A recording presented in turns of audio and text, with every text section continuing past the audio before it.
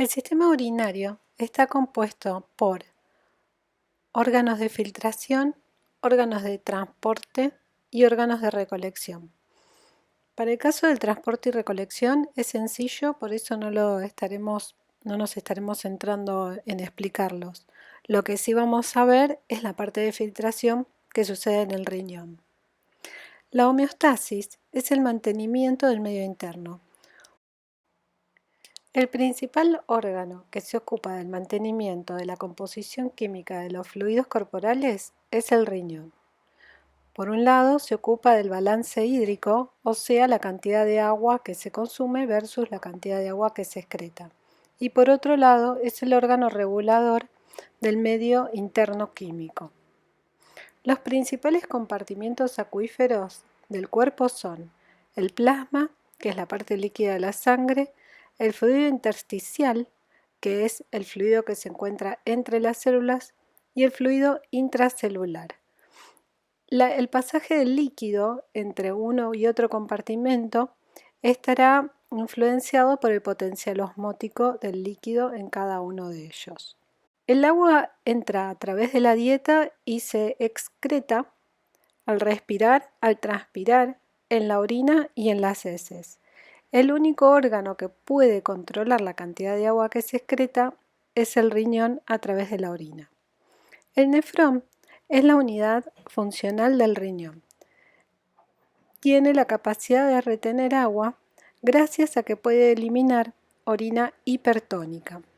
Y esto se logra por la disposición anatómica de los túbulos, a la presión osmótica y oncótica del plasma, a la ubicación de diferentes canales iónicos dentro de estos túbulos y poros que permitirán o no la liberación de agua y de iones.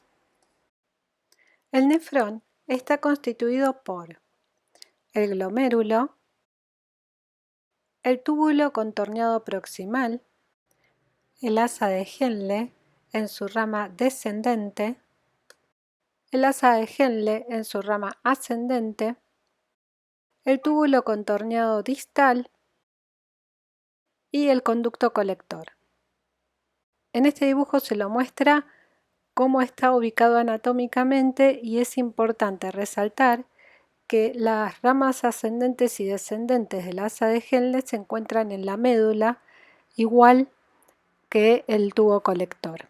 Por otro lado, también observamos que tanto el glomérulo como los tubos contorneados se encuentran en la zona de la corteza. Esto es importante para otras cosas que vamos a ver más adelante.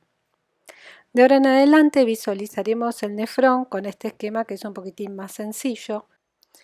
El glomérulo, el túbulo contorneado proximal, el asa de Henle descendente, el asa de Henle ascendente, túbulo contorneado distal y tubo colector. La existencia de transportadores de sodio en las diferentes fracciones tubulares generarán concentración y dilución de la orina en los túbulos proximal, en el asa de Henle, en túbulo distal y en los tubos colectores. Se reabsorberá agua a través de acuaporinas. La formación de la orina comienza en el glomérulo renal. La sangre que se encuentra dentro de los capilares, que viene de la arteria aferente, tiene presión hidrostática que empuja al plasma a pasar a través de la membrana del capilar hacia la cápsula de Bowman. Esta membrana se encuentra constituida por una capa de endotelio fenestrado, que significa que es un endotelio que tiene como unos poros, una capa de colágeno, que es una proteína continua, y una capa de unas células que se denominan podocitos.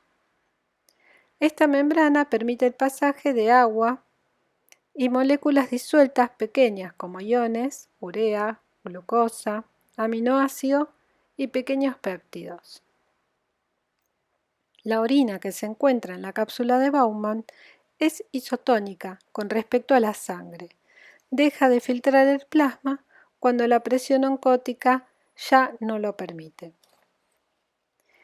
En el túbulo contorneado proximal se absorbe sodio en forma pasiva a favor del gradiente intracelular, que utiliza un cotransportador que además transporta glucosa. El gradiente de baja concentración de sodio de intracelular es mantenido por una bomba de contratransporte de sodio y potasio que consume ATP. Entonces, hay pasaje de iones sodio acompañados de cloruro por unos transportadores, pasaje de sodio acompañado de glucosa por otros transportadores, ambos a favor del gradiente, y como la pared del túbulo proximal es permeable al agua, esta también pasará por ósmosis. Igual que la glucosa, hay reabsorción de aminoácidos y otras moléculas propias. El filtrado glomerular, o la orina, como habíamos mencionado anteriormente, había pasado isotónica a la cápsula de Bowman. Cuando llega al túbulo contorneado proximal, pierde iones sodios, pierde glucosa, pero también pierde agua. Por lo tanto, este filtrado, o la orina que se encuentra dentro de este túbulo, también se mantiene isotónica con respecto al medio.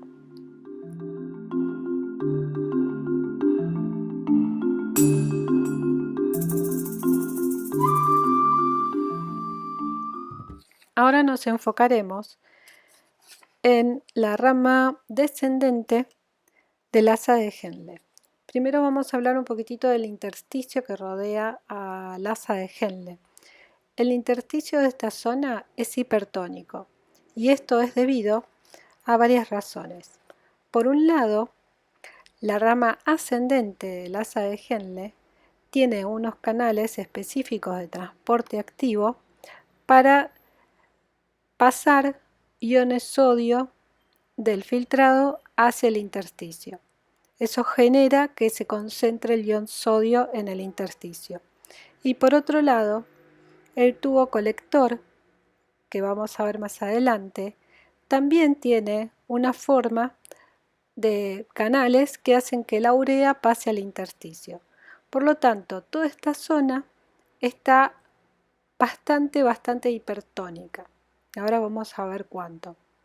Entonces, cuando la orina llega a la rama descendente del asa de Henle, se encuentra con un medio extracelular, o mejor dicho, un medio extratubular hipertónico, y el agua tiende a salir porque estas células que se encuentran en este túbulo son permeables al agua. Como vemos, la orina entra isotónica y a medida que va bajando se va haciendo cada vez más hipertónica, pero va a llegar al equilibrio con respecto al intersticio que la rodea en ese lugar, que es un medio hipertónico. Luego, en la medida en que va subiendo, se va encontrando con una rama ascendente del asa de Henle que lo que hace es soltar, o sea, hacer que los iones sodio, junto con unos cuantos iones más, pasen desde el filtrado, o sea, desde el túbulo, hacia el intersticio, que es el mecanismo que antes habíamos visto, es un transporte activo con consumo de energía. Entonces, este filtrado va perdiendo sales, va perdiendo solutos y va pasando de hipertónico a isotónico hasta que llega al túbulo contorneado distal en forma hipotónica. La orina se mantiene hipotónica hasta que llega al conducto colector. En el conducto colector, la orina estará hipotónica. Atravesará la zona de alta concentración del intersticio, como habíamos visto antes, pero el pasaje de agua hacia el intersticio solo se realizará a través de unos poros denominados aquaporinas. Si estos poros están cerrados, sale orina hipotónica y el organismo pierde agua. Si estos poros están abiertos, cuando llega la orina a este tubo, sale el agua al intersticio por presión osmótica y la orina se concentra. De este modo, la orina sale hipertónica y se acumula líquido en el organismo. La que domina la apertura o el cerrado de estos poros o de las acuaporinas es la hormona ADH. Por eso se llama hormona antidiurética. Finalmente, la orina hipertónica pasa por uréteres, se junta en vejiga y sale por uretra. Las sustancias extrañas a nuestro cuerpo, las sustancias químicas, que se denominan xenobióticos porque no son propias, solubles en agua, saldrán del cuerpo por orina. Las que no son solubles en agua, primero pasarán por un paso metabólico en el hígado, en donde habrá alguna reacción química que la hace soluble. Pero si no la puede hacer soluble, el hígado la elimina como bilis. Y si sí la puede hacer soluble, pasa a sangre y luego se elimina por orina.